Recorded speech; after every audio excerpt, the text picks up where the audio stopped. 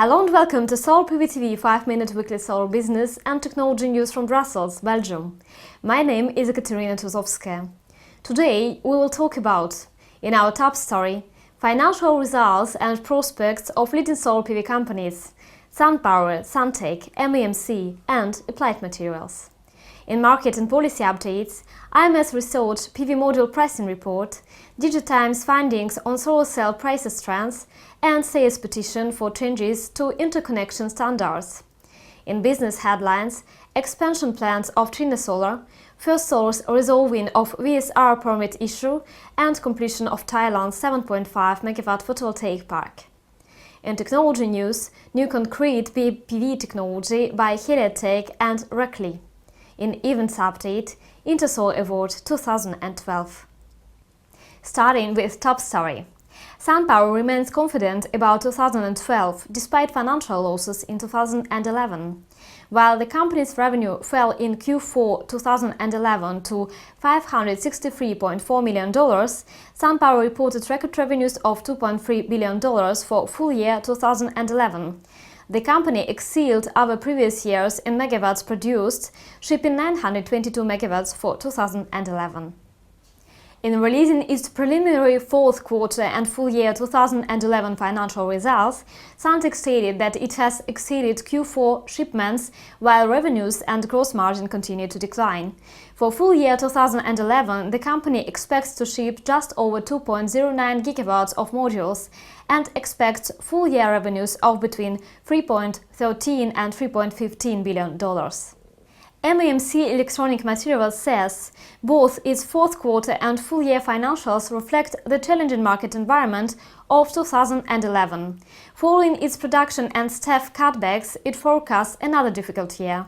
Of the $717.8 million in revenues earned during Q4, the solar materials segment amounted to $108.6 million, a 61% decrease from Q4 2010.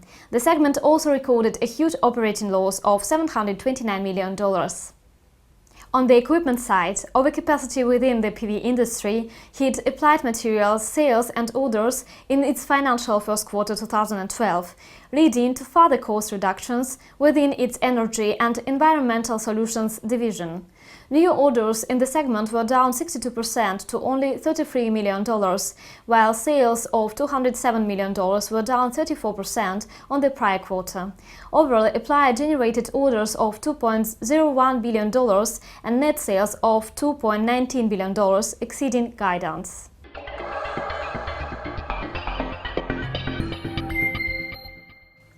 In market and policy updates, moving to further country news. According to IMS Research's latest PV module pricing report, the average cost of Chinese Tier 2 crystalline PV modules dropped to 96 cents per watt in January, representing an annualized price decline sheet to 22% after exceeding 50% in December. The report cites reduced incentive levels in the major PV markets at the end of last year as having the biggest effect on the prices. DigiTimes reports that solar cell makers have been holding prices at around 50–55 cents per watt in order to reflect rising costs. Industry sources indicated that for large orders, the price is generally around 48 cents per watt. Nevertheless, orders have been flowing in steadily and the price has been stable. These are good signs for solar cell makers. Japanese Photovoltaic Association announced that sales of solar cells in Japan rose by 30.7% last year, and government subsidies have encouraged sales to top 1 gigawatt for the first time.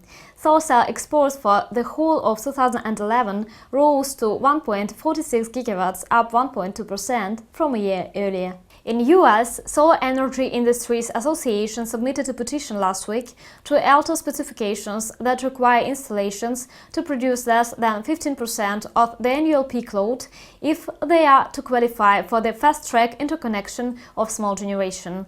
The alternative requirement, say suggested in its application, is that an installation must not exceed 100% of the minimum daytime load for the period between 10 a.m. and 2 p.m. if it's to qualify for the accelerated interconnection.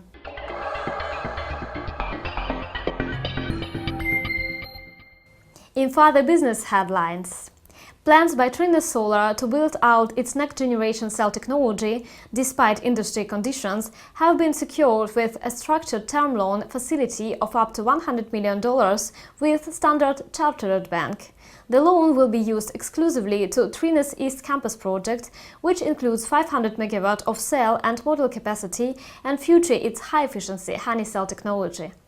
Following delay of a construction permit, First Solar has finally resolved the permitting issue with its Antelope Valley Solar Ranch for the 230 MW photovoltaic project, meaning US Department of Energy financing can go forward.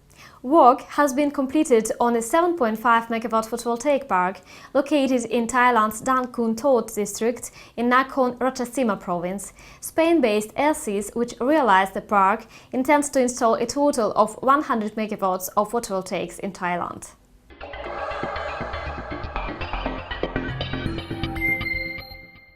In technology news, new BIPV.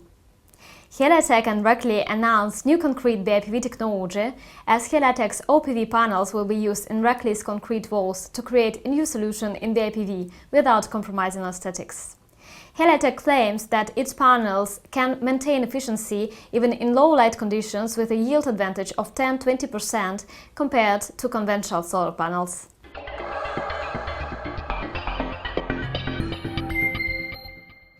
In events updates. Application process for 2012 Intersolar Award is continuing through March 30th and is being presented in the following categories: photovoltaics, solar thermal technology, PV production technology, and for the first time, solar projects. For the first time, exhibitors from Intersolar China are invited to put forward their applications alongside exhibitors from Intersolar Europe in Munich, Intersolar North America in San Francisco, and Intersolar India in Mumbai. Awards will be presented at Intersolar Europe on June 13, 2012, and like last year, Solar PV TV will be there. That's all for today, and we are looking forward to meeting you next week in our special issue of Solar PV News Weekly, directly from Solar Praxis events in Rome, Italy and San Francisco, California.